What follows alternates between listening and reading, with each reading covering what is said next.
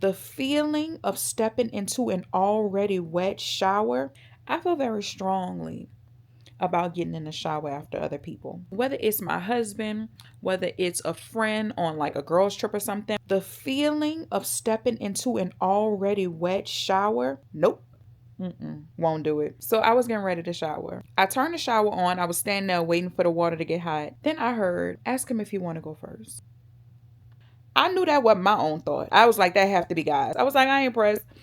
I'll just ask him if he want to go first. And when I did, my husband responded yes, but he sound like a little agitated. So after he got out of the shower, he came up to me and I let him know, like, hey, you was mean a little bit ago. And he started to sincerely apologize. And he went on to share that he was actually already in the process of getting ready to get in the shower. And when he heard the water running and he saw that I basically jumped ahead of him, he felt annoyed and he was internally trying to fight off being offended. But when he explained that the enemy was basically just whispering to him, trying to convince him to be offended by me, it hit me how intentional and how present God was in our house in that moment. You see, God heard the enemy whispering to my husband. The moment the enemy started whispering to my husband, God started whispering to me. By me being obedient in that moment and doing what God called me to do, that simple act of consideration and kindness brought that offense and potential argument to a screeching halt. God put a stop to the enemy's plans instantly. Now you might think, nah, sis, it ain't that deep. But do not underestimate the power of offense. Why do you think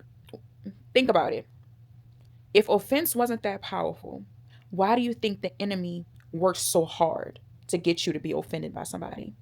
Why do you think the enemy always uses the tactic of offense? But see, that's why God tells us that a brother offended is harder to win over than a strong city. And the contention between them are like the bars of a castle. God is telling me that it's easier for me to win over every single person in the city of Houston than it is to win over somebody that I've offended. And when you've offended someone, God is saying that the contention that's between you and that person is so strong, it's like the bars of a castle. And that's how divisive that contention is.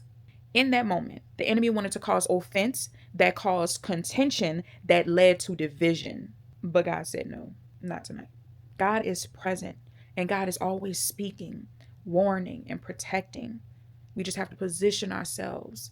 We have to do what we can to position ourselves and be still enough to hear him.